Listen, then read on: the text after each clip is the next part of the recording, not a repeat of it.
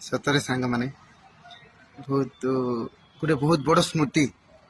ଅତୀତର ସ୍ମୃତି ମନେ ପଡ଼ିଗଲେ ଆଖିରୁ ଝରେଇ ଲୁହ।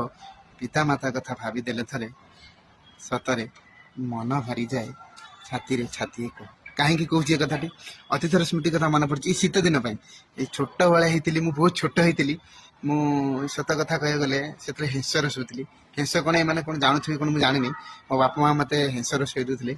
ମାନେ କମଳ ଯୋଉ କୁହନ୍ତି, ଯୋଉ ମିଳେ ବ୍ଲକରେ ମିଳେ, ସେ କମଳକୁ ନିଜ ମୋ ବାପା ମା ନ ଶୋଇକି ମାନେ ଗୋଟେ ପାଲ ପକେଇକି ଶୋଇକି ମତେ ଘୋଡେଇ ଦେଇଛନ୍ତି, ମୋ ଭାଇକି ବି ଘୋଡେଇ ଦେଇଛନ୍ତି। ମୁଁ ସେଇଟା ଷ୍ଟ୍ରଗଲ କରିଛି, ଦୁଃଖ କ'ଣ କଷ୍ଟ କ'ଣ ଜାଣିଛି।